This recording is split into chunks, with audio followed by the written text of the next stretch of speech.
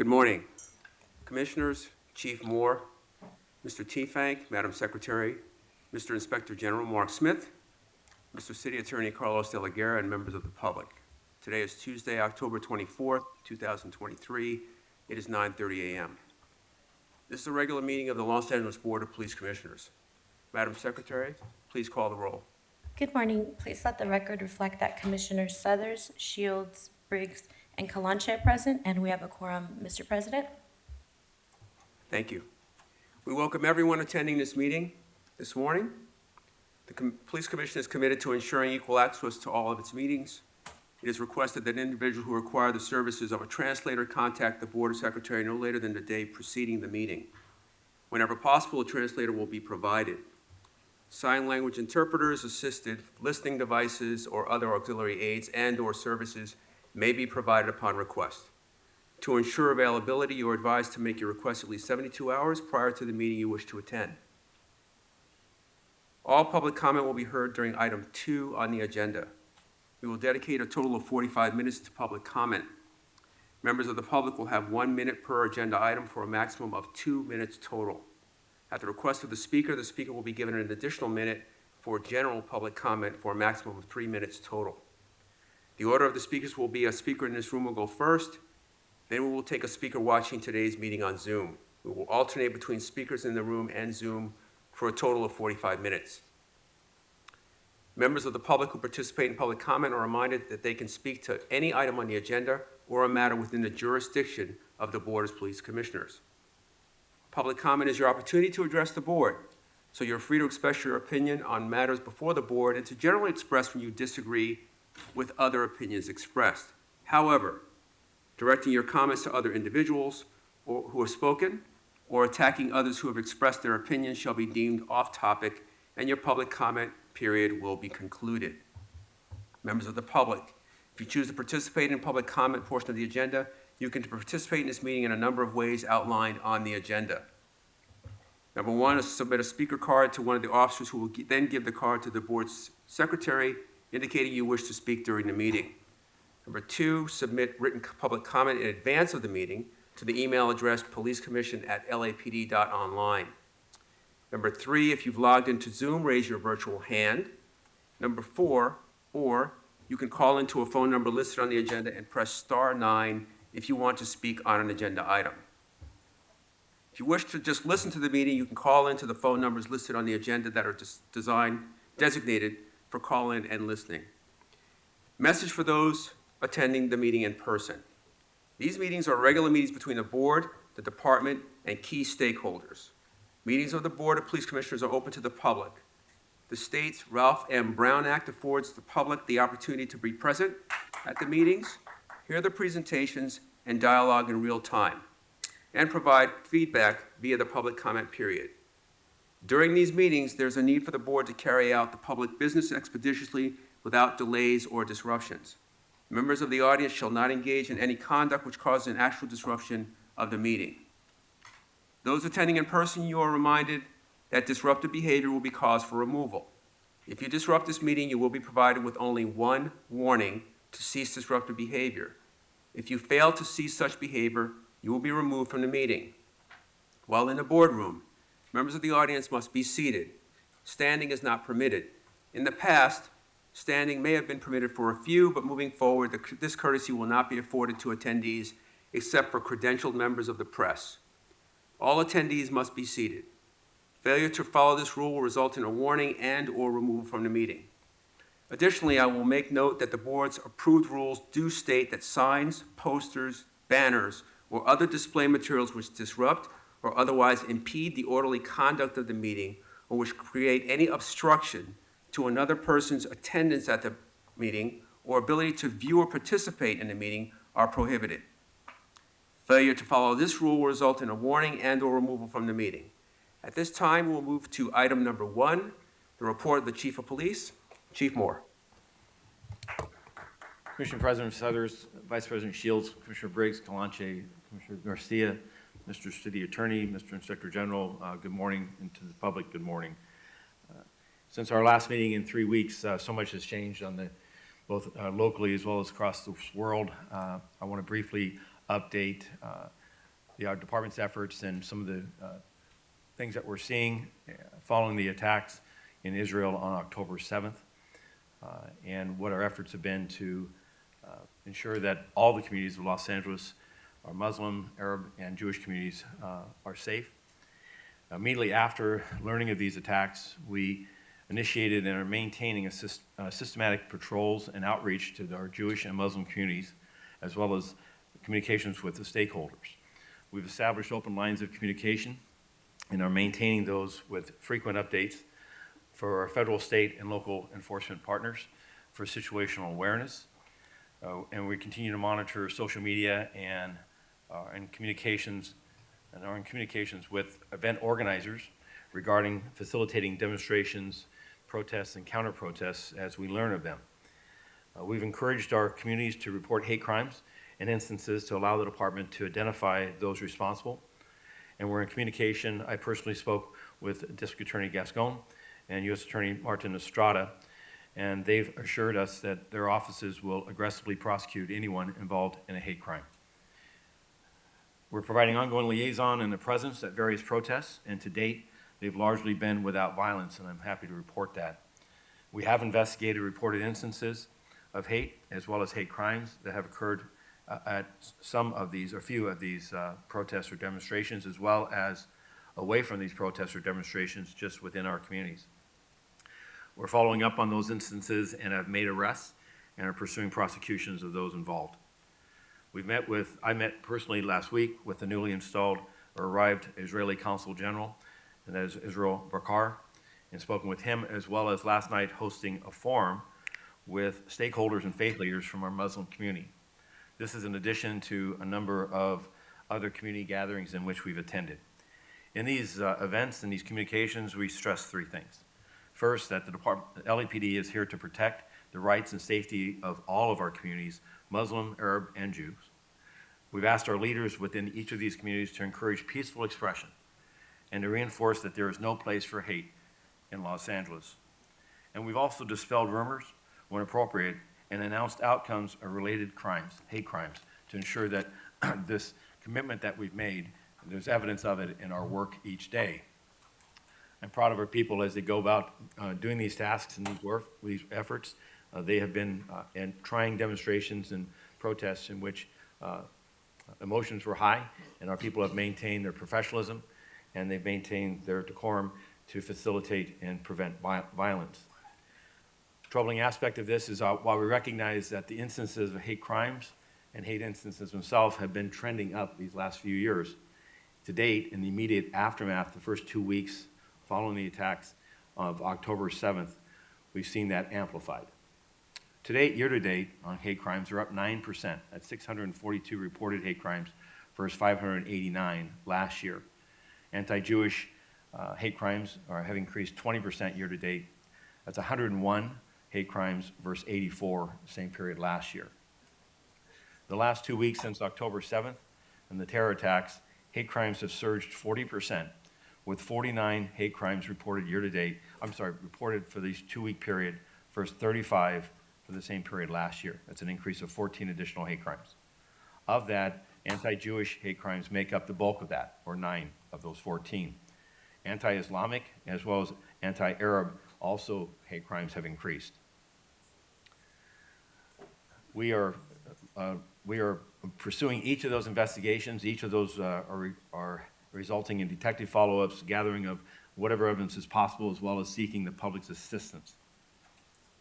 The LAPD will continue to work with the city's Civil and Human Rights Department, as well as LA City and LA County Human Relations Commission, to educate our communities, to seek opportunities to reassure our communities and about their safety, as well as to encourage everyone to report suspicious activities.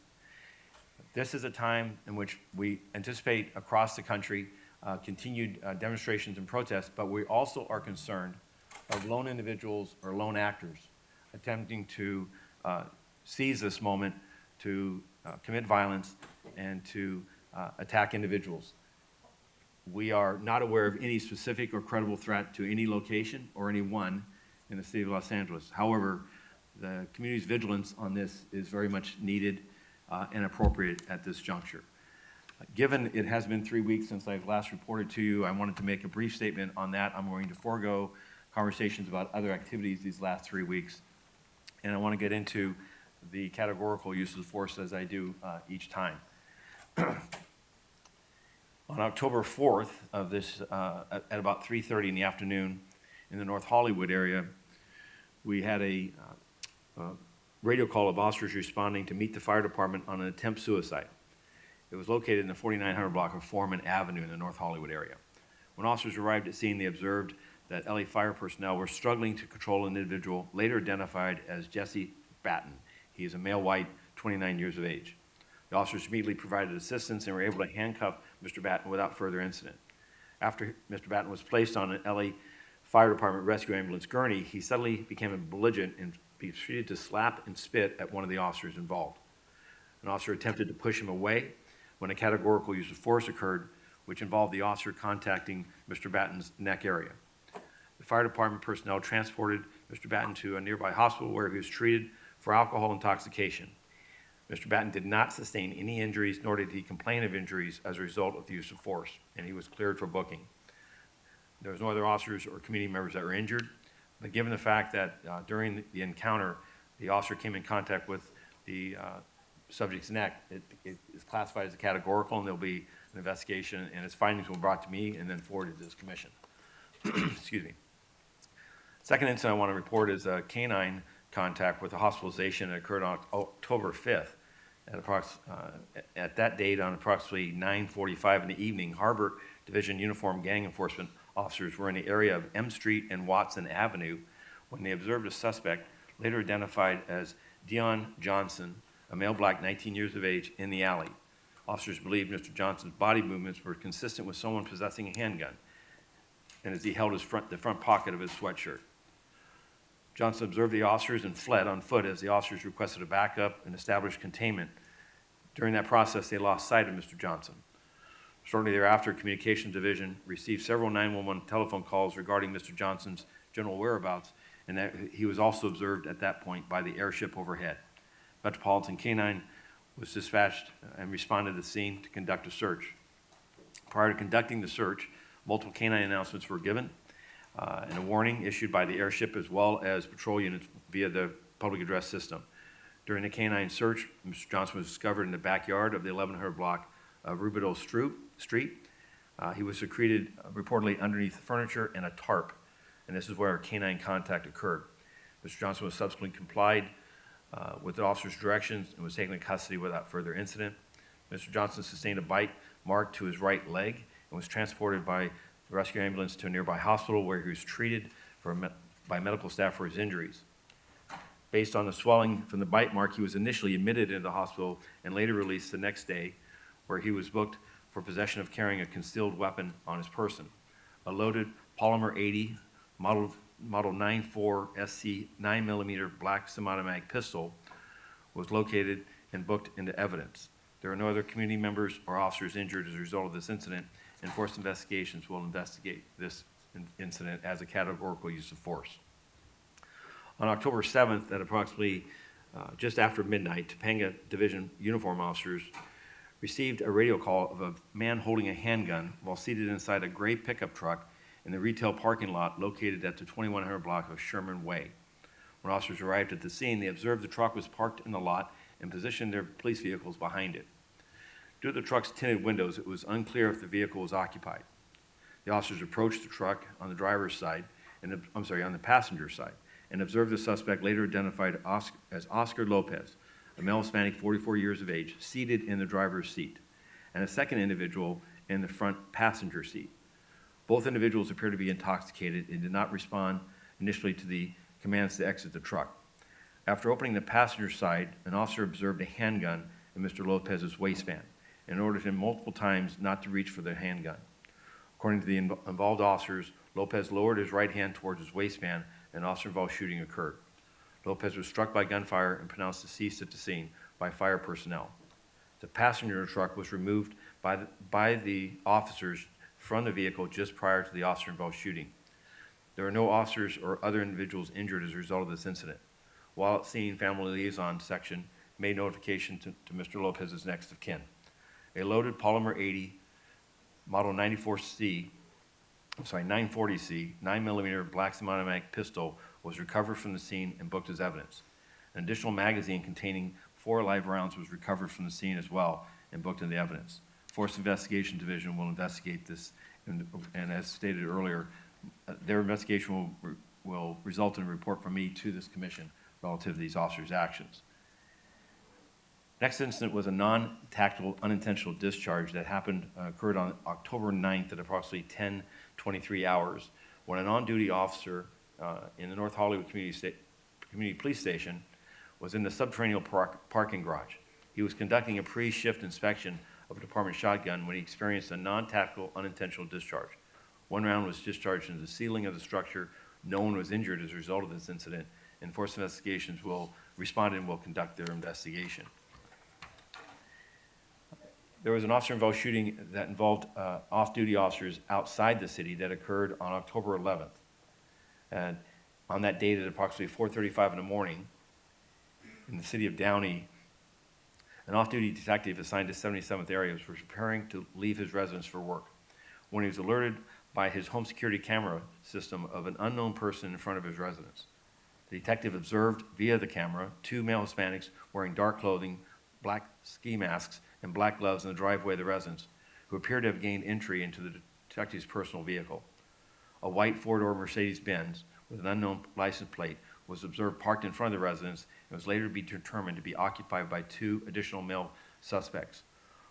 Moments later, the 2 individuals in the driveway left and entered the waiting vehicle. The detective called 911 and exited the front of his home to confront the 2 individuals and others in the vehicle. As the individuals began driving south and away from the location, one of the suspects reportedly pointed a handgun at the detective, and an officer-involved shooting occurred. The individuals continued driving and reportedly fired multiple rounds in the direction of the detectives as they fled the scene to an unknown location. No officers or community members were injured during this incident. The Downey Police Department responded, and they will be conducting the criminal investigation involving this incident. Our Force Investigation Division detectives responded and will assume the administrative investigation for the actions of the officer involved. Finally, an officer-involved shooting occurred on the 14th of October in Central Division when uniformed officers there were in the area of South Broadway and 7th Street when they were flagged down by a community member directing them to a man armed with a knife. Officers located the individual, later identified as Earl Collier, a male black, 47 years.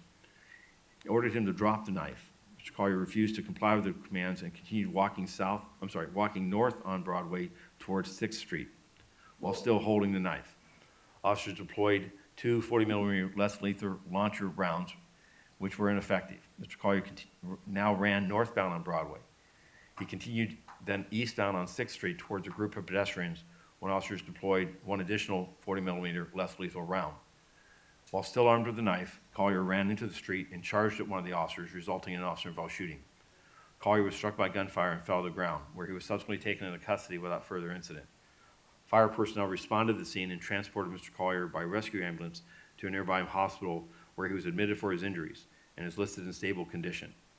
No officers or other community members were injured as a result of this incident. A knife-style kitchen knife with a 5-inch serrated blade was recovered and is booked into evidence. In regards to reporting these incidents, we now have a total of 30 officer-involved shootings year to date. Our number last year was 30. Our 4-year average is just under 27. We have year to date 14 fatal officer-involved shootings. Last year that number was 14 as well. Our 4-year average is just under 11. And moving to our crime picture in regards to instances since we last reported, we have seen a significant increase in the level of shooting violence across the city, and we've lost many of the gains that we earned earlier in the year. Of the 21 areas, 13 of our areas have seen an increase in shooting violence compared to the same period last year. The concentrations of those have been in the Harbor, Southeast, Hollenbeck, and 77th areas.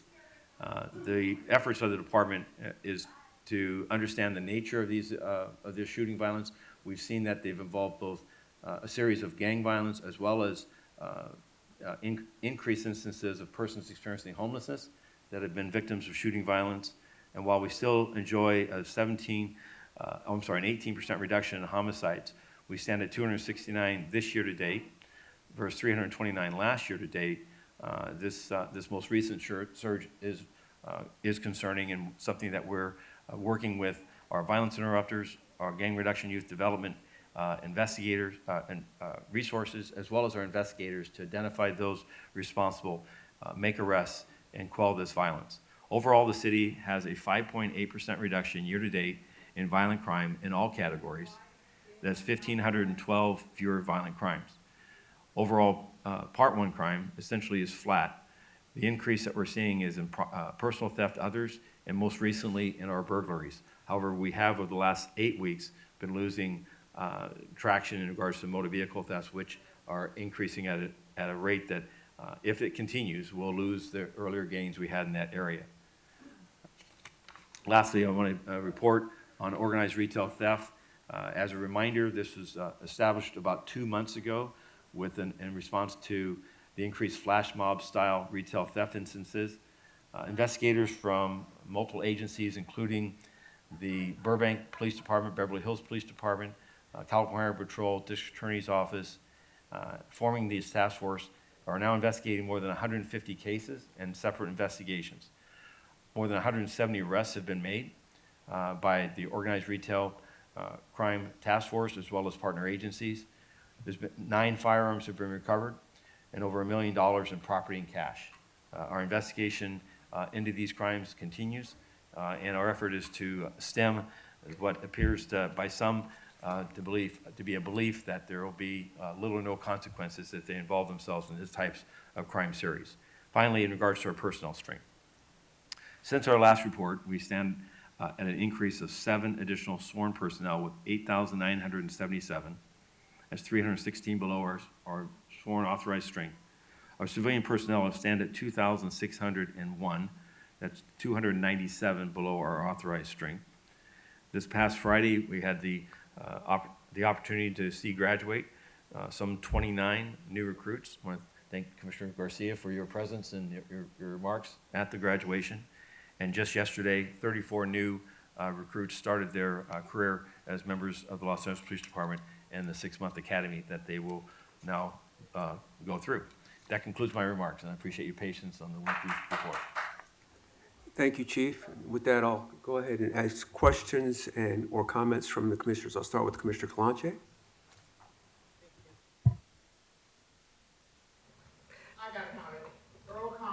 Chief, thank you for. Ma'am, you can speak during public comment. We are not done with the chief's report.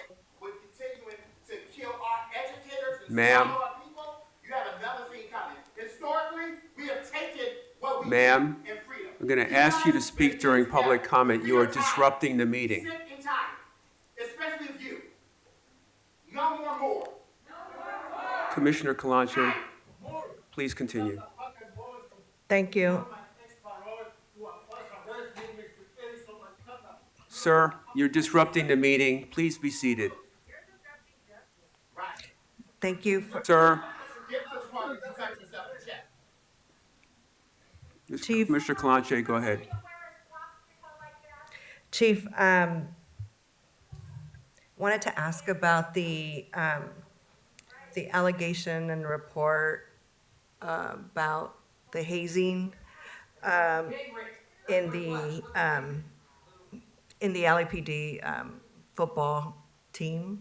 Just wanted to find out from you where the investigation is, what the department's doing, and if there's any update that you can provide us. So yes, the department was, an anonymous letter was sent to us earlier this year containing allegations that we later learned through a claim for damages, I believe it was filed last week with the city attorney's office regarding very troubling and I would say shocking allegations of a sodomy during some type of alleged hazing event involving members of the Centurion football team. The Centurion football team is an off-duty organization of of police officers from LAPD as well as other agencies here and generally in the Southern California area. They play in a intramural, if you will, sporting team, and as they go about playing their games, their effort is to raise funding for various nonprofits, such as the Children's Blind Hospital. With this allegation is that back in 2009, that an individual newly acquainted with the team was sodomized during the course of a locker room experience. The department takes these allegations very seriously. We have, in our investigation, reached out to everyone that has been identified by the complaint, and including now the individual who's stepped forward and identified himself as the victim of this. And we'll pursue this investigation wherever it takes us, and I will update this commission as information allows. Commissioner Briggs. I have no questions, thank you. Thank you. Vice President Shields? Just a follow-up to Commissioner Kalanche's question about the allegations of sexual abuse. Is there any type of hotline or notice to all of the employees at the department that they can safely report any similar instances, whether it's to the Inspector General's office or to others, that they know that they can come forward with any type of similar allegations without fear of retribution? So yes, the department has established sexual harassment, workplace violence, anti-hazing, both established policies, as well as training that occurs at point of hire through the academy, through our in-service training with our supervisors. We promote and ask for officers and personnel to step forward if any such allegations occur. The department has a complaint line. The efforts of taking anonymous information also is there. Ma'am, please let the chief finish. Thank you. The efforts to take that information can be both anonymous as well as by a person making an identity. As represented by the initial complaint that we received anonymously, we immediately launched that investigation. Officers are also trained and provided information about access to the Inspector General's office. When I look and reflect back upon officers who report misconduct, particularly in the workplace, I find evidence that there's a knowledge base of that, as officers do report misconduct to the Inspector General's office, as well as these other complaint lines to immediate supervisors or to trusted third parties within the organization.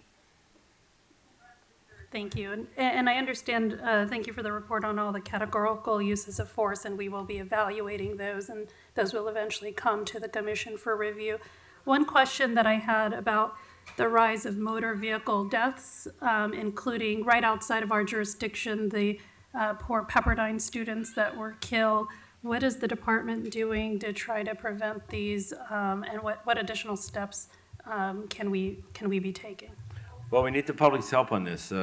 Fatal traffic collisions this year have taken 250 lives. That number last year was 241. But most troubling is when we look back to 2019, that number was 188. That's a 33% increase. The increased deaths of motorists as well as pedestrians. When we look at pedestrian deaths, they're up 21% from 2019. 30%. 134 of those 250 are pedestrian deaths, and then that number was 103 in 2019. So we know that distracted driving, overdriving, are contributing factors significantly, as is the instances of DUI-related collisions.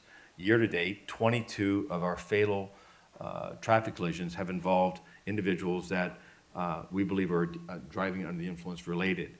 That number in 2019 was 15. That's a 47% increase. So our effort is both awareness, working on enforcement efforts with our DUI task forces, doing saturation patrols, these are added officers working in areas where we see high collision injury networks. These are where collisions are occurring that we find are involving being under the influence of alcohol or other substances, to identify those responsible and bring them to justice. Additionally, we work with the courts to ensure aggressive prosecution for people who are repeatedly arrested for driving under the influence.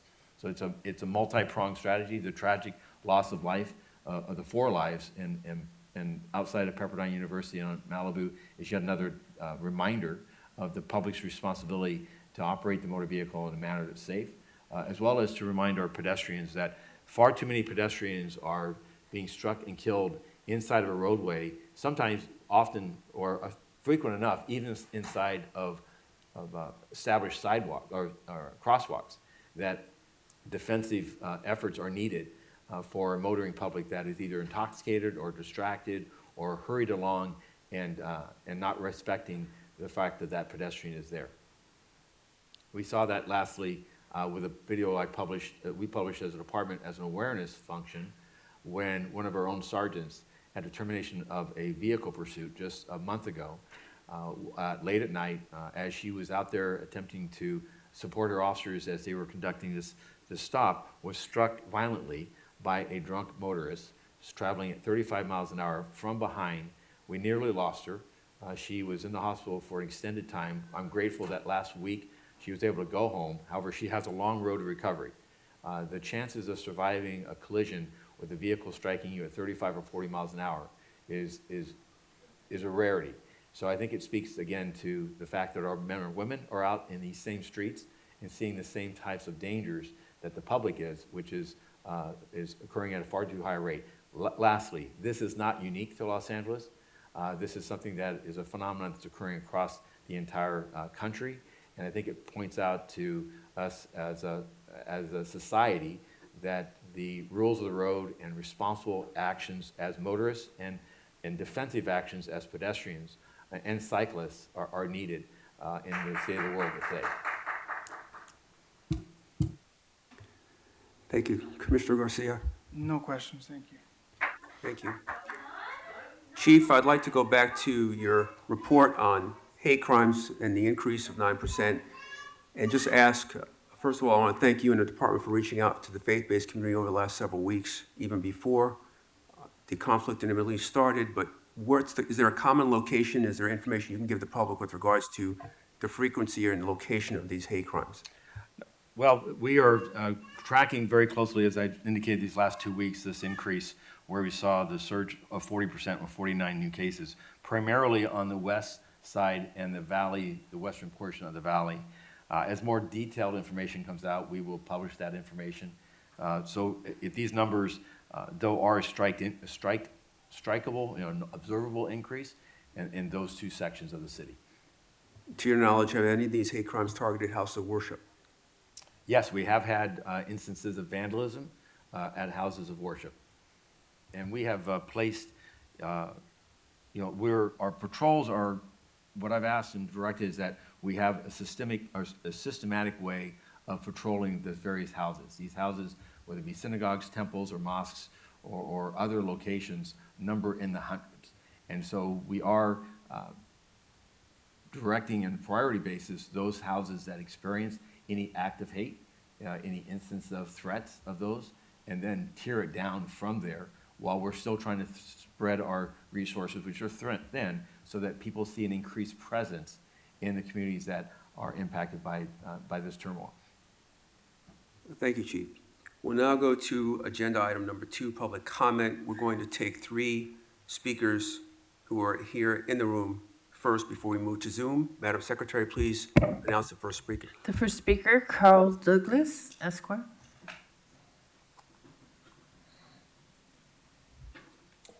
Dr. Southers, Commissioners, Chief Moore. My name is Carl Douglas, and I'm not here for myself. I'm here on behalf of a 5-year-old boy. I want to speak on each of the issues on the agenda, please, so I can get my 3 minutes of time. 2, 3, and 5. It's important because my 5-year-old client is never going to have the privilege of seeing his father again.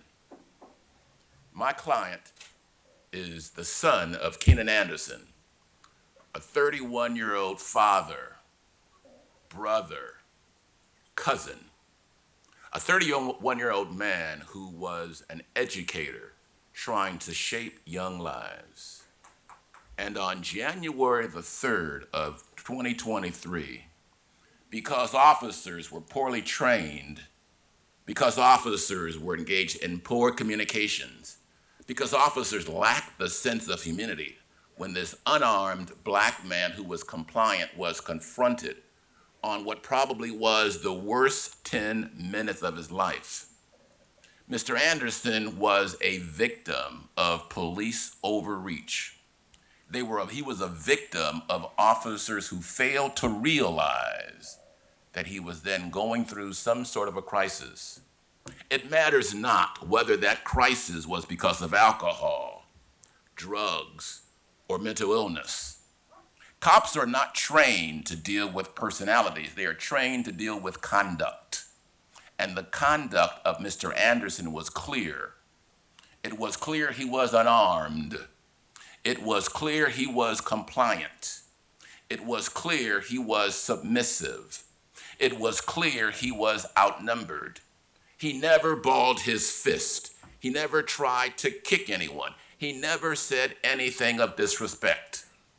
Every minute of that interaction is on videotape. For 43 years, regrettably, I have been on this side of the commission, representing families and parents and brothers and sisters who have died at the hands of law enforcement.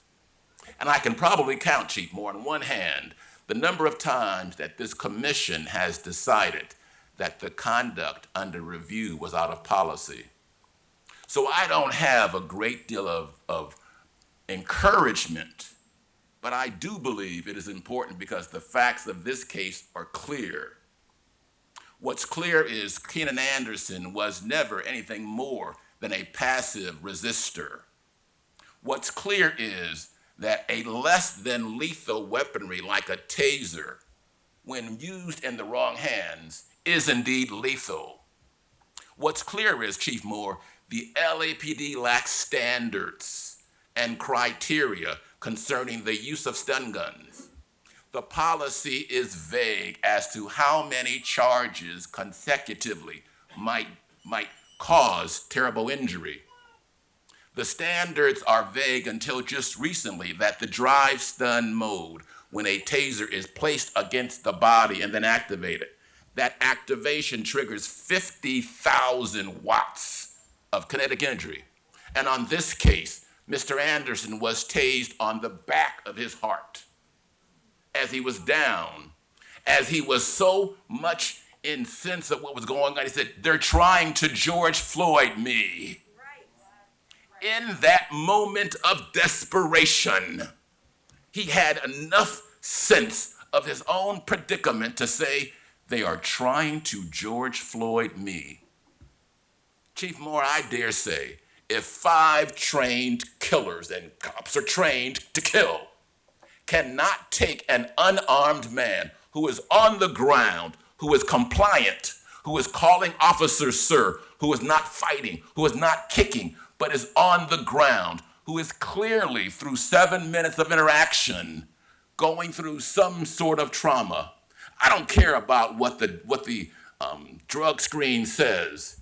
It doesn't matter because everyone on the other side is trying to use that to besmirch this man of character. What is important is he was in some sort of distress. Mr. Douglas, excuse me, I apologize. Sir, with the flag shirt and giving the finger, sit down now. Final warning. Mr. Douglas, continue.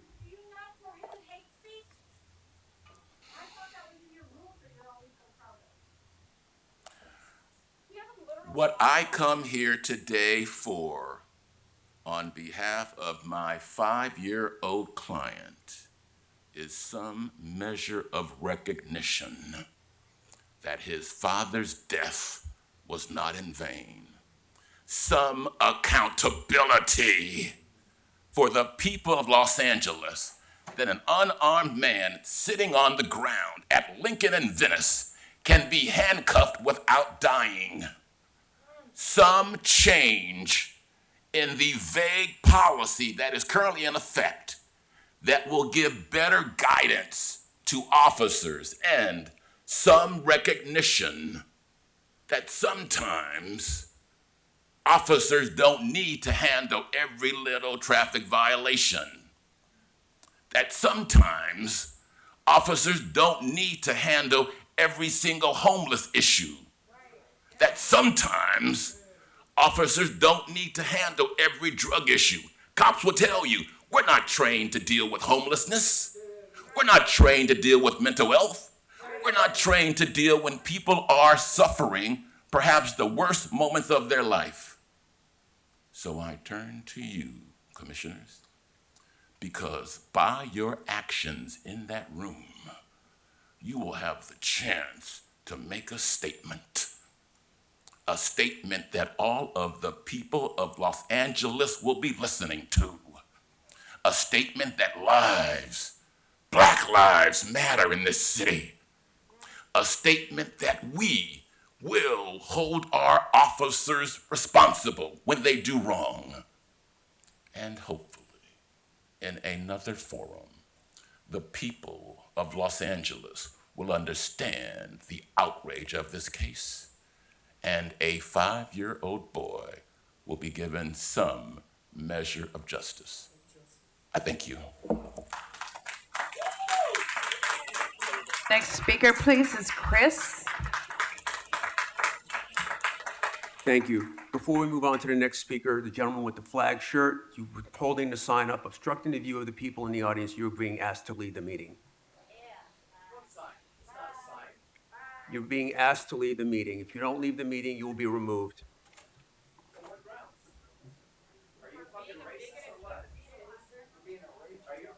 Sergeant at Arms, please remove this gentleman from the room, flag shirt, wearing the swastika.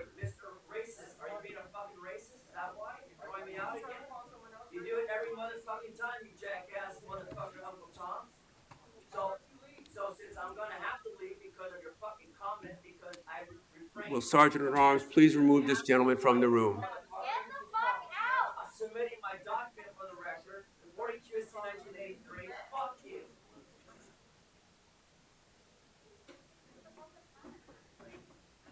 Fuck you. Racist piece of shit. You two brothers up there. Racist piece of shit. Fucking asshole. Fucking county jackass piece of shit.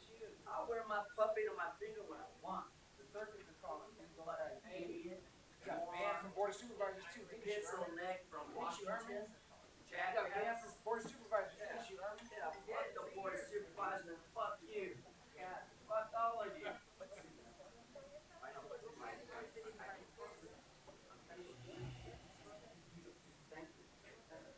Thank you, but fuck you. Fucking hypocrite of the law. 242, 245, the color of a law, you fucking racist piece of shit, motherfucker. Brandenburg versus Ohio, US 295, 444, 1969. You a dumbass, nigga. You are. Save America, send the Jews back to Israel. Motherfucker. Fuck you. Fucking racist. Madam Secretary, please call the next speaker. The next speaker is Chris.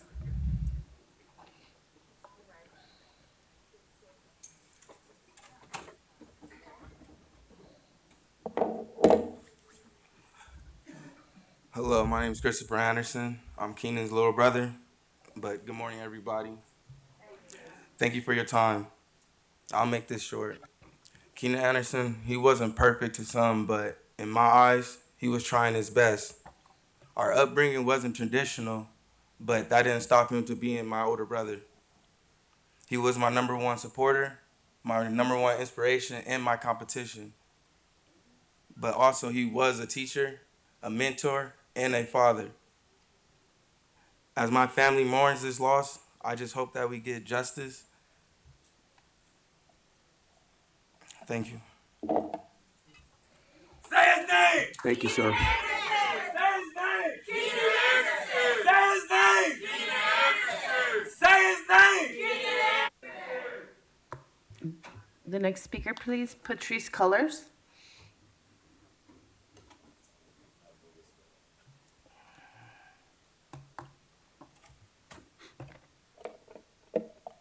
Good morning. My name is Patrice Cullors.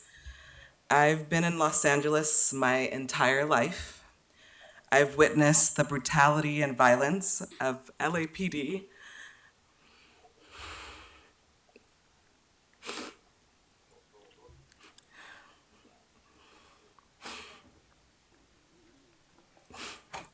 My entire life.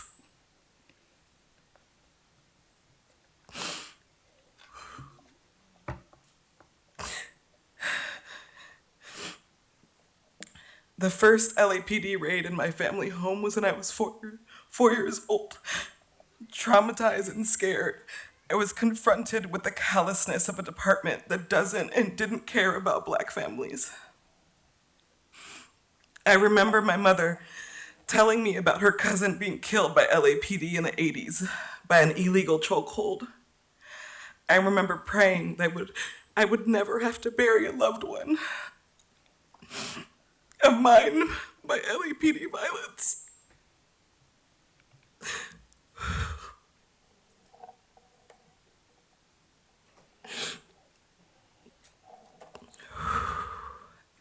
But on January 6th, that prayer was unanswered. And I learned that my cousin was killed by LAPD. Keenan was 31 years old. He had a child. He has a child. And he was an English teacher. When he was tased to death by LAPD, he was begging for his life. He was scared and he was in deep need of care.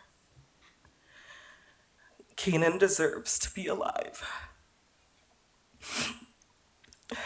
Police officers must be held accountable for harming, abusing, and killing our loved ones. Ashe, thank you.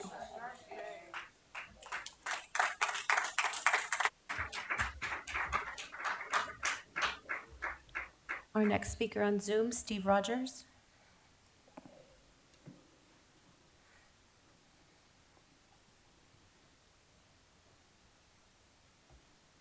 Good morning. Good morning. What items would you like to speak on? All items, please. Okay, 3 minutes.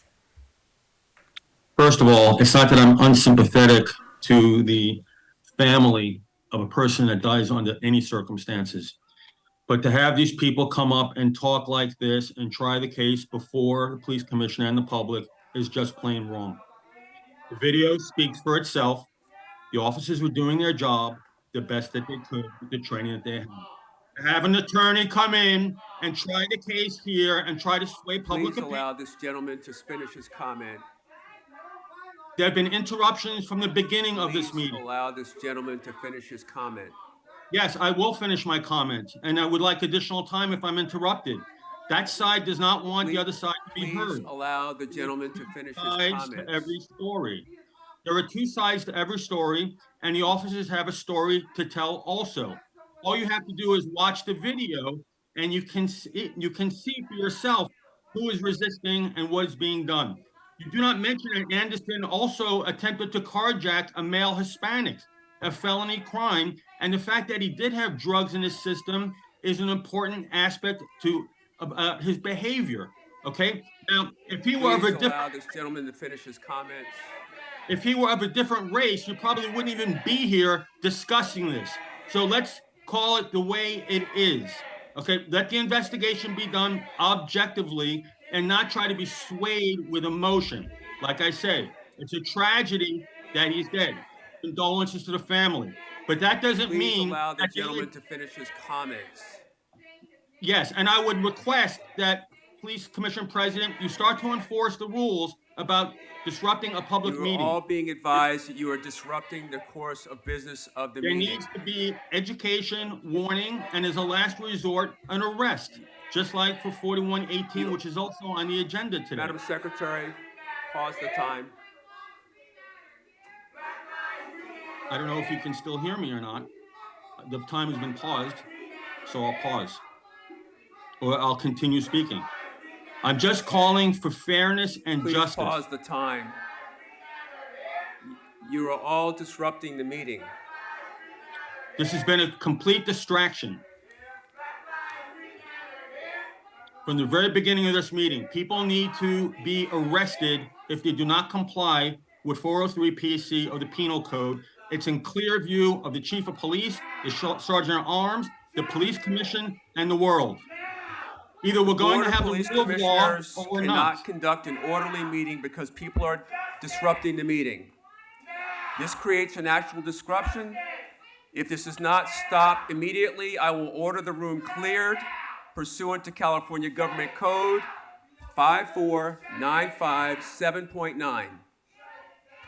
You've already had one person removed. That person should be arrested. He's a consistent violator of the law. Because the disruptions have not stopped and the board is unable to conduct an orderly meeting, I'm ordering the room cleared pursuant to California Government Code Section 54957.9. Make the arrest, Chief. You're there. You're a police Recess officer. the commission and clear the room.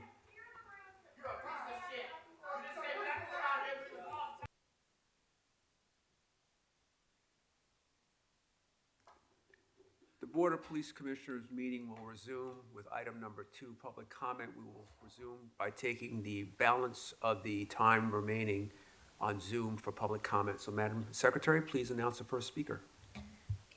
Steve Rogers.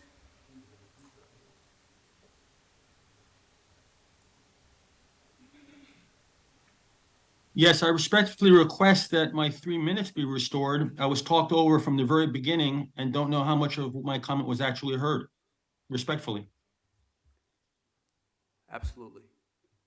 Thank you, sir.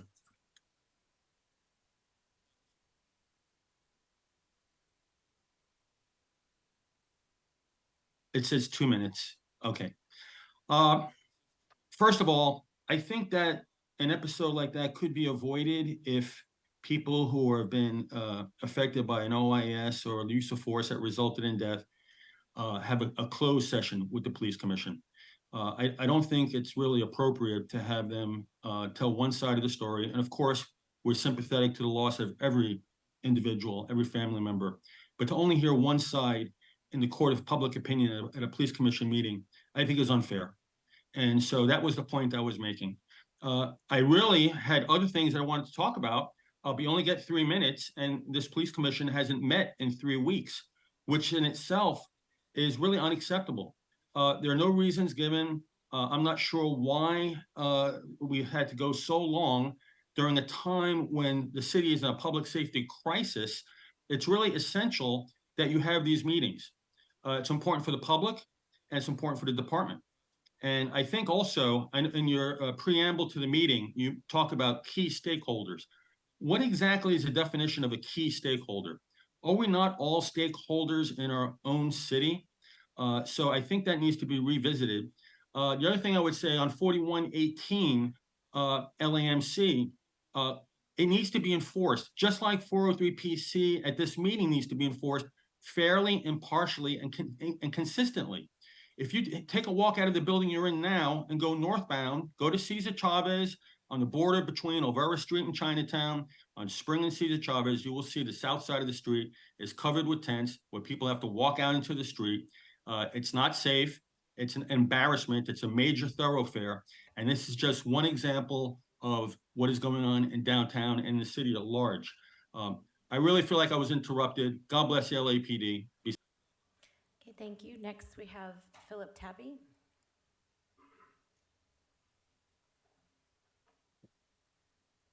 Good morning, Commission. All items, please. 3 minutes. Fire Chief Moore. You know, I always thought being smithed was for the sworn. When anyone in the department speaks truth to power, they get demoted, transferred, and punished. But I was wrong. Now cover-up Chief Moore is firing volunteers, community members for speaking truth to power. Let me share something with everyone here. 30 years ago, CPAB was born to give the community a voice. My father is one of the original CPAB members at Foothill Station. I was 14 at the time and soon became an Explorer cadet.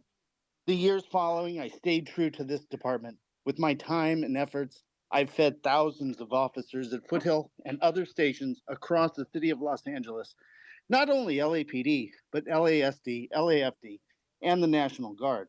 Even during the 2020 riots, I was the guy who pulled into the field jail to support our officers at their request. And for the past 7 years, I was serving as co-chair for the Foothill CPAB. We ran perfect meetings.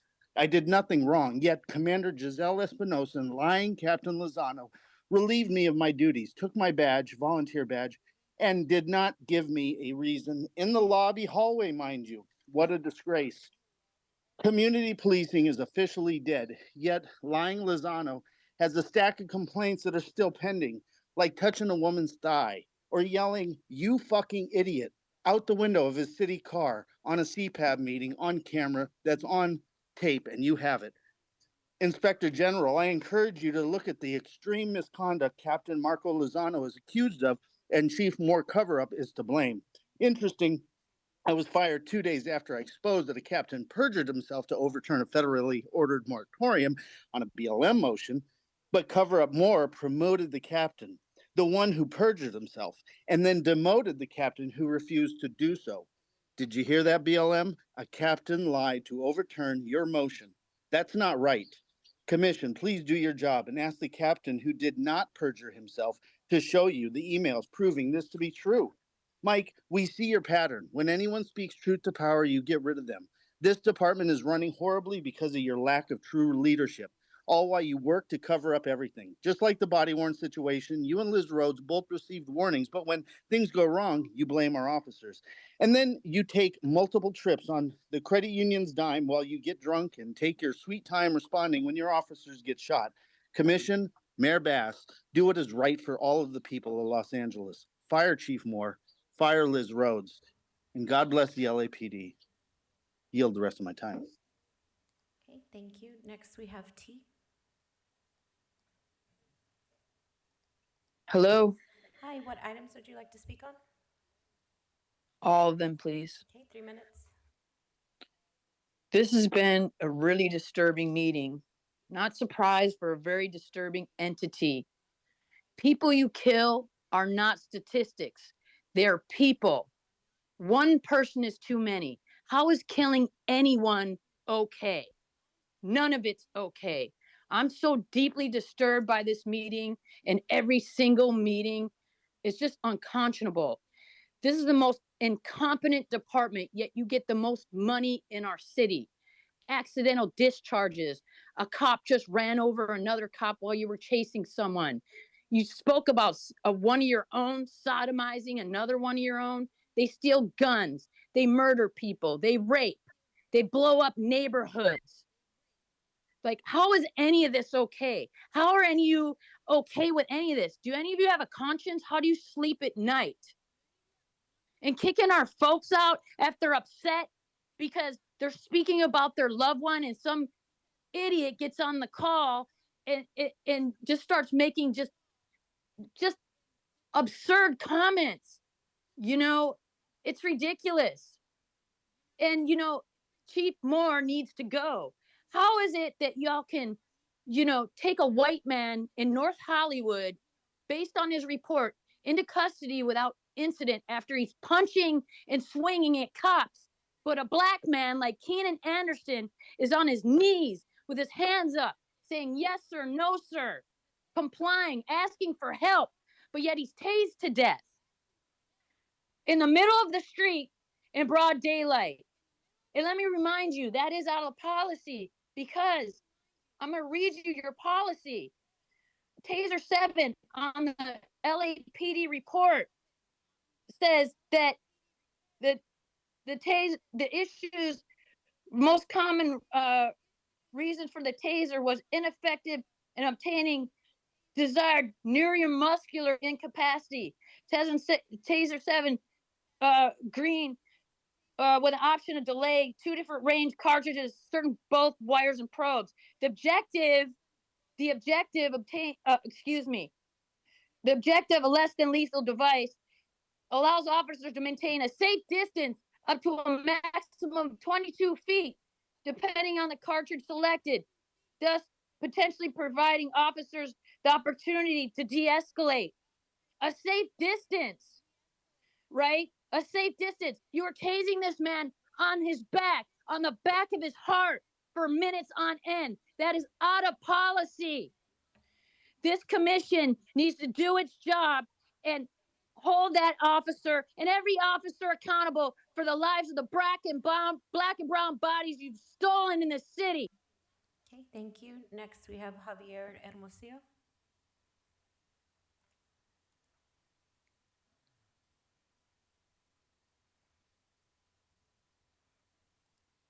Javier, you're on.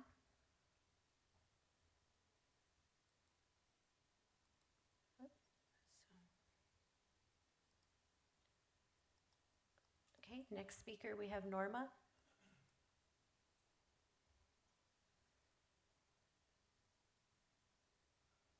Thank you. All items, please. Okay, 3 minutes. Thank you. I continue to support the LAPD. My community wants more patrolling. They want more officers in our streets. My deepest condolences go to the family of the person who had this incident with the police and died because of it. I wish there was none of those incidents. I feel bad for our people. I wish that they would be more careful with the decisions they make so that they wouldn't get themselves in situations like that. I do believe in the good police, and I feel that those who are not doing a good job, they need to be held accountable. But not all the police are like that, and I do believe in them, and I stand for those people who are fighting for us every day, protecting us, and really serving the community. I know many of them, and I'm proud of them, and I feel comfortable around them, and the community does too. We strongly support the SLOWS program, and I just want to say that I support also those grants that are being offered or that the police has applied for, as funding is needed every day for different things. I yield the rest of my time. Okay, thank you. Next, we have P Minor. Can you hear me? Hi, yes. What items would you like to speak on? All of them, please. Okay, 3 This minutes. this is Paula Miner with Black Lives Matter. I support the family of Keenan Anderson. I think it should be made clear that the reason the individual showed up at commission today is because this commission in their closed session is going to be trying to determine whether or not the officers' actions were in or out of policy. And for our community, for many people not to understand, that's why the family came. That's why the lawyer came. The case was not being litigated before this commission. The claims of the harm and why we believe that the police action should be out of policy. This was the plea that the individuals were making. Keenan Anderson was having a crisis, and it leads me to the case of Earl Collier, the young man who was shot October 14 by the police and is currently still in the hospital, having been hospitalized over 7 days. And although Chief Moore says he's in stable condition, his condition is very serious. His stomach is still open. He has tubes in his stomach. It is a very bad, serious situation. And we understand Chief Moore tried to help, but we could not get his mother in to see him because, and this is something we're going to deal with the sheriff's department, the hospital is still under COVID protocols, while every other hospital in the county allows at least next of kin to visit. The general hospital jail ward is still under COVID protocols. It's another example of our system, how arbitrary and ridiculous many of the practices and procedures are, just like many of the practices and procedures in this commission. They're arbitrary rules based on whoever wants to make a rule at the time. The rule of not being able to stand up is totally arbitrary. Also, I just want to comment about the last time the commission met. It was announced that you would have meetings quarterly. That's 4 meetings. That's 4 meetings in a year. This commission meets between 40 and 50 times a year, depending on the cancellations. 4 meetings with the public is not enough. To continue to have these meetings at 9 o'clock, 9:30 in the morning in downtown LA is not acceptable. The other thing is we appreciate that you're allowing people to comment, but the kinds of policies you think you change were in existence before COVID. So these systems have used COVID to deny many of the rights of individuals in our community, and we will continue to speak out of. Thank you. I'm done. Thank you. Next, we have Elisa Avalos.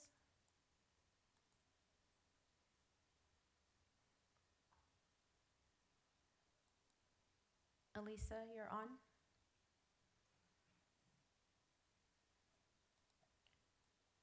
Okay, we'll move on. Next, we have Jason Reedy.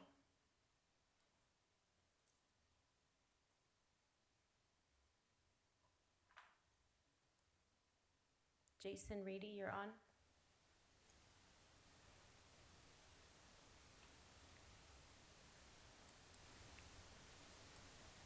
Okay, our next speaker is Sheila.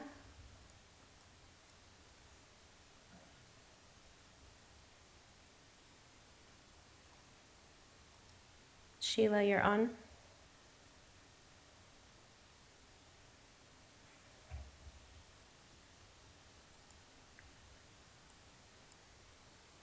Okay, Mr. President, that was all the speakers on Zoom. Thank you, Madam Secretary. We'll move on to agenda item number 3, consent agenda items. What I'd like to do is take these one at a time. We've got A through K today. Are there any questions or comments on item A through J today? Thank you. I have a question on item 3B, President Suthers. Okay, we will pull B. Commissioner Kalanche, any questions on any of the items A through J? Or No. A through K? No, thank you. Vice President Shields? No, thank you. Commissioner Garcia? None, thank you. So since we have different approvals for a couple of them, let's take item A. I move that we approve the department's report and transmit to the mayor and city council. Is there a second? Second. Moved and seconded. All in favor, say aye. Aye. Motion carries. We'll take items C, D, E. Those 3 items, I would move that we approve the department's report and transmit to the mayor and city council. Is there a second? Second. It's been moved and seconded. All in favor, say aye. Aye. Aye. Motion carries. Moving on to item F, G, H. I'd like to take items F, G, and H. I'd move that we approve the department's report and accept a donation. Is there a second? Second. Moved and seconded. All in favor, say aye. Aye. Aye. Motion carries. And items I and J, I would move that we approve the department's report. Is there a second? Second. It's been moved and seconded. All in favor, say aye. Aye. Motion carries. President Suthers, with number J, can we approve the executive director's report? It was not the department's report. Apologies. So correction, we go back to item J. I would move that we approve the executive director's report. Is there a second? Second. Moved and seconded. All in favor, say aye. Aye. Motion carries. Returning to item B, Commissioner Briggs, you have the floor. Thank you. Do we have Captain Humphreys and Detective Todd Booth present? Good morning, sir. Yes, Captain Humphreys is here, sir. Virtually. Thank Good you. morning as well, Detective Todd Booth. Thank you, gentlemen, for being present. My question to you is whether or not there's been an analysis of the return on the investment. In other words, we're getting this extra money that goes towards overtime, as I understand it, for the Intellectual Property Enforcement Program grant, essentially infringement of trademark or forged goods that we see come across the border into our ports and stuff. Can you give me a sense of how many arrests have been made, how many goods are being seized based on this extra money that this city is receiving? Yeah, absolutely. Captain Humphreys, if I may. Yes, sir. Okay. Hello, Police Commission. So just the numbers alone for 2022, and we've carried this grant for 15 years that I know of. We're always the recipients of it because by and large, we lead the nation in recoveries and arrests and search warrants. So just going on 2022 alone, we've recovered over $174 million in counterfeit goods, with the primary focus on health and safety. So with that being said, over 200,000 doses of illicit and counterfeit medicine were recovered. Approximately 64 arrests, 18 search warrants were written. We've done large-scale warehouses, street vending for medicines, and a whole host of other things. Like I said, we focus on health and safety related issues. We did a warehouse for counterfeit automobile parts. We had all the major manufacturers come out with us, which would affect airbag deployment, braking systems, also electrical cords like iPhone chargers and things that would overheat, cause fires. Aside from the illicit pharmaceuticals, which is our primary focus right now, we've done Juvederm cases, Botox cases with all kinds of different ingredients where you just don't know the content, and many, of the pharmaceuticals as well. We just don't know what's in them. They estimate that there was a study done in 2020 to 2021 in April that there was over 100,000 overdoses on medicines, and that's significantly increased, as well as our numbers for 2023. We're already surpassing our 2022 numbers. Thank you, Detective. A follow-up question, and this will be my final question. Are you working with federal partners to, say, for example, with respect to the counterfeit drugs and or machinery that's coming from overseas, interdict or find the manufacturers of the counterfeit merchandise and close them down, or are you simply seizing the product? It's twofold. So we do have federal partners. We're part of an FBI task force, which includes HSI, Customs and Border Protection. We also work with the California DOJ, Public Health, the California Department of Tax and Fees in regards to like counterfeit vape and cannabis products. All the other local agencies like the Sheriff's Department. So we do work with them. We do seize a lot of goods at the port with Customs and Border Protection, which oftentimes leads to follow-ups and finding warehouses and brick and mortar stores within the city of LA and within Southern California. So we do larger scale cases and do work with the U.S. Attorney's Office as well on AUSA cases.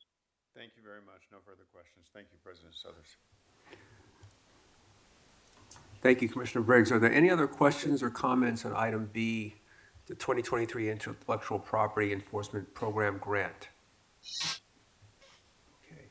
With that, I would move that we approve the department's report and transmit to the mayor and city council. Is there a second? Second. It's been moved and seconded. All in favor, say aye. Aye. Motion carries. We will move on to item agenda 4. Regular agenda item, the department's report on the department's response to the city controller's report on the enforcement of the LA Municipal Code 4118, and I have Deputy Chief Brockway and Commander Espinoza.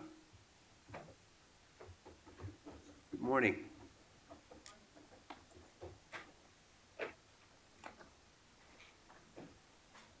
Okay, congratulations on your promotions, and you have the floor. Thank you, sir.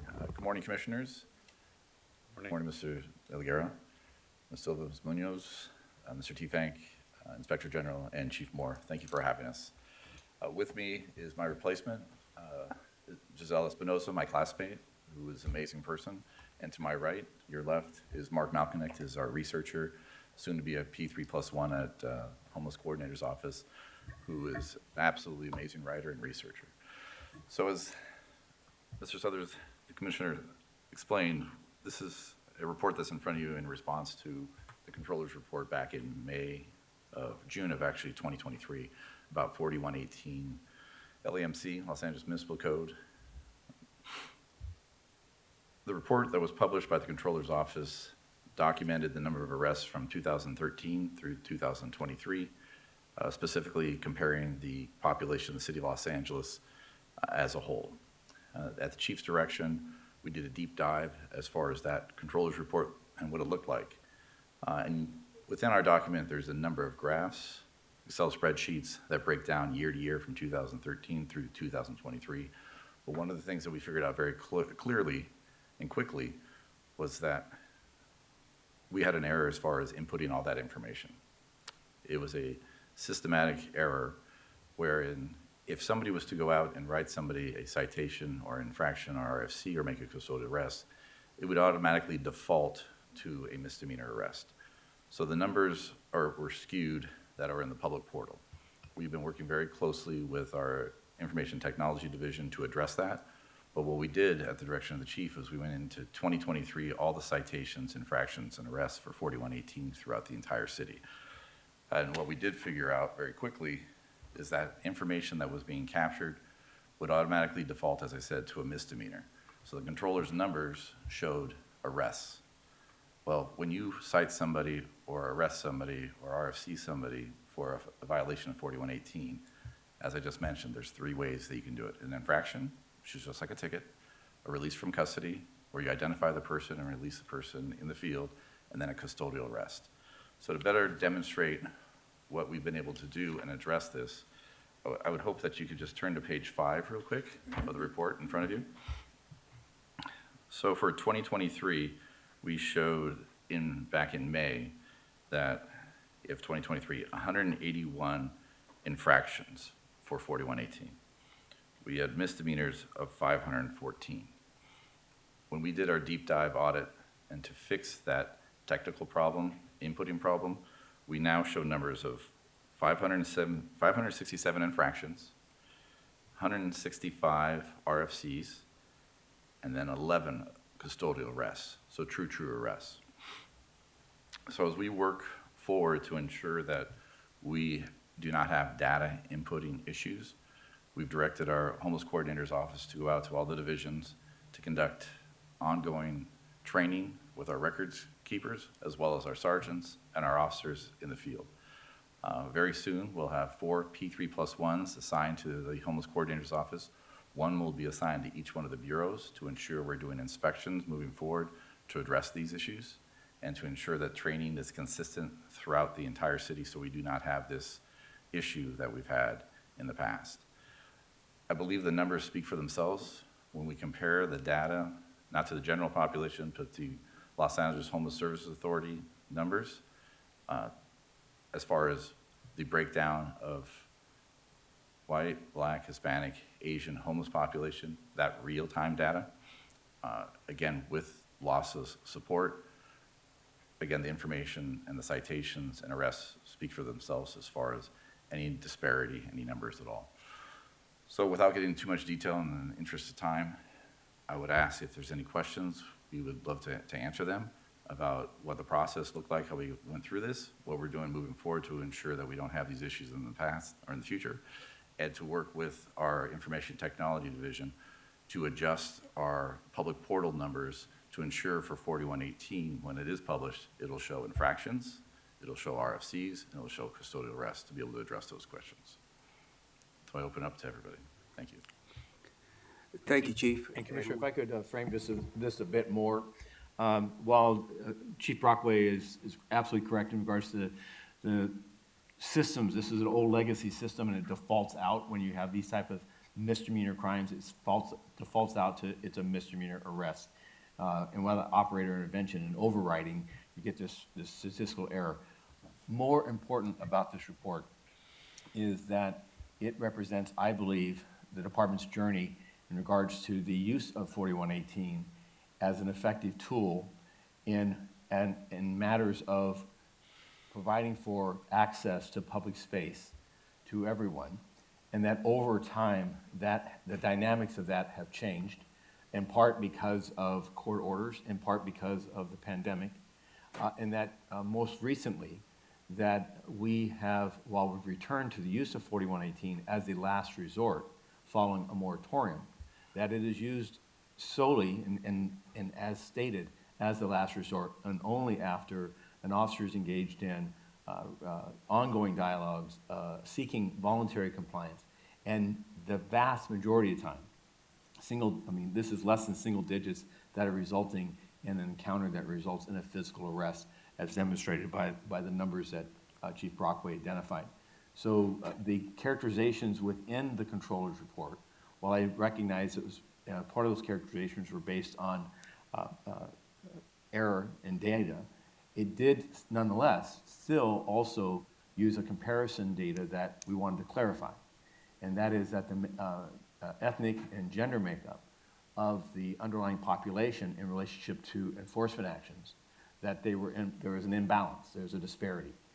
We believe that that certainly we're always concerned about such disparities, to understand them and to understand what is the comparison basis that's being used. This report attempts to point out that the makeup of those persons experiencing homelessness, which by the way is not monolithic, there's many aspects of the homeless population, both in a vehicle, on public places, youth, elderly, male, female, and so forth.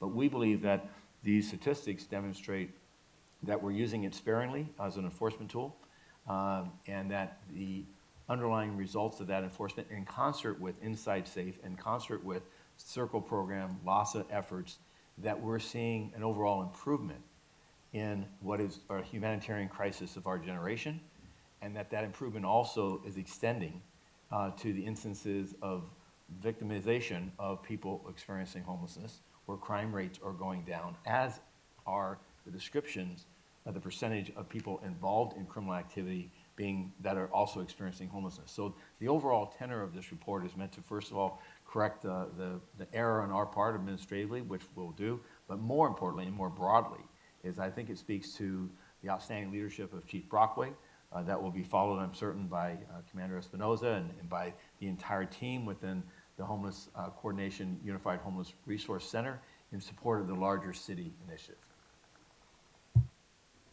Thank you for the clarification, Chief. Any questions or comments on the report, Commissioner Kalanche? Thank you. Commissioner Briggs?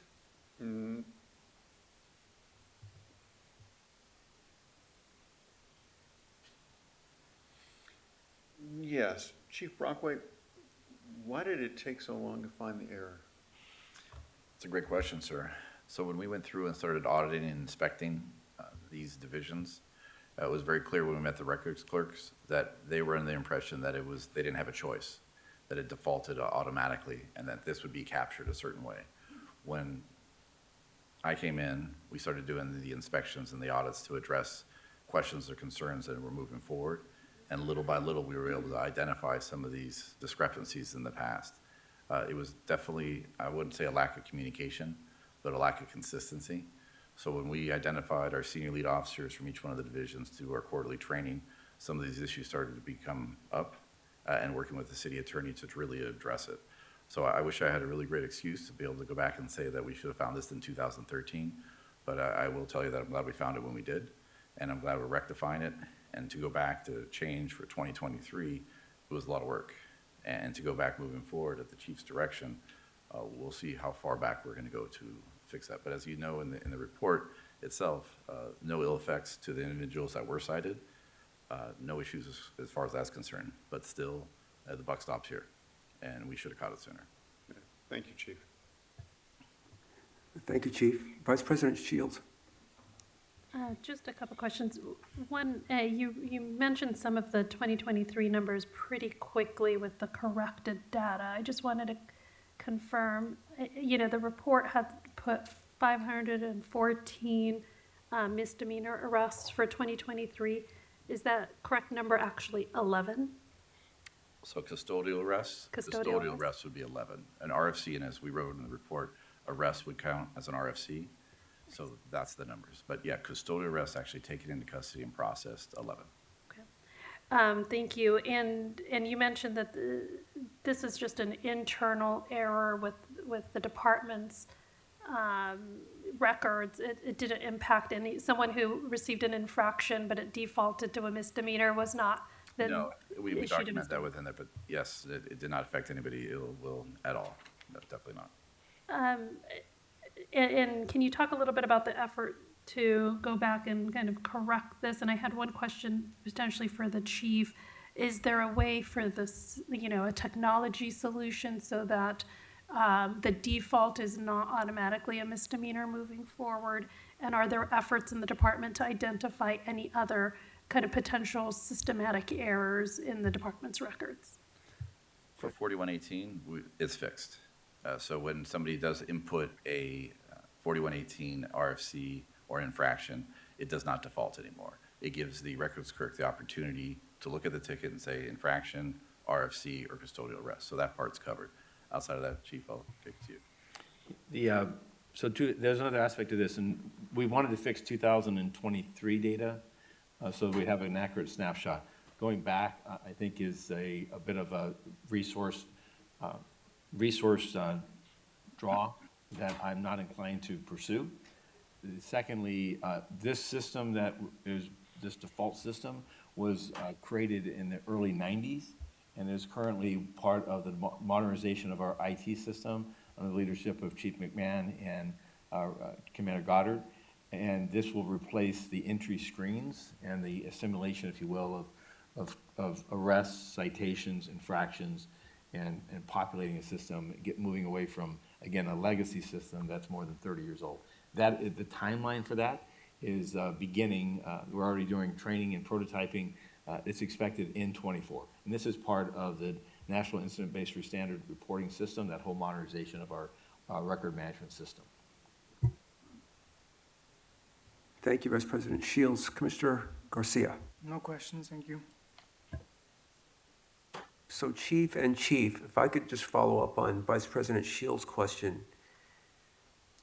And for now, it's going to remain rhetorical because I can't imagine what the number is going to be, but it would be nice to know two things. One, the age of all these legacy systems we have in the department and what they are.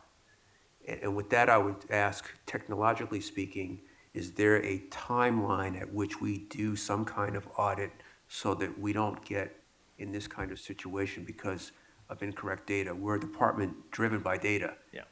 And so I just want to know, can we get our arms around this and find out exactly where we are with the entire technology piece to the department? I'm happy to, at your invitation, to have Chief McMahon and his staff come and speak about this. There are more than 70 legacy systems that are used for personnel management, various personnel management activities within the organization. Regarding crime, there is primarily a CCAD, Consolidated Crime Analysis Database, that is being replaced by the new record management system that will integrate with our current dispatch system.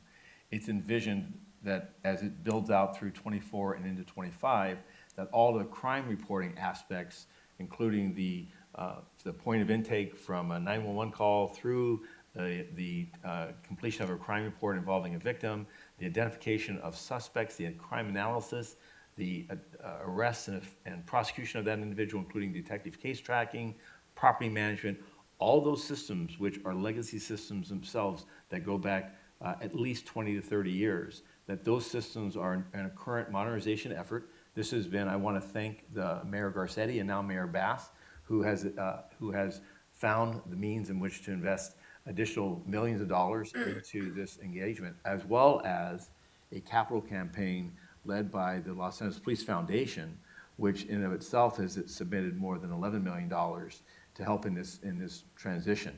To give a matter of scale, we visited New York City and looked at their annual budget for their IT systems exceeding $250 million. This department has been far away from that level of investment and has lived with legacy systems for decades that are far well beyond their prime. We have automated field identification systems that were created as an interim solution in the late 80s, early 90s. So we are on a path. I do think that would merit, as part of our strategic plan, I do think it would merit a conversation with you for an awareness, particularly as we get ready for our budget requests for 24-25, which will include segments of that modernization. Thank you, Chief. I'd welcome the conversation and welcome the presentation to the commission. And with that, if there are no other questions or comments, I move that we approve the department's report and transmit to City Council. Second. Is there a second? Second. All in favor, say aye. Aye. So moved. Thank you very much. Thank you. With that, we will move to agenda item 5. We'll go recess into closed session. Thank you. Mr. President, before we go to closed session, just a technical correction on the agenda. Item 5B as in boy, 3, the complaint number should be 22003386, not 5. Just a technical correction for the agenda. Okay. Thank you. Okay, Okay, the we Board will of Police. recess into closed session. Thank you. The Board of Police Commissioners will now recess into closed session to discuss items numbers 5A, 1 and 2, 5B, according to Government Code 54957.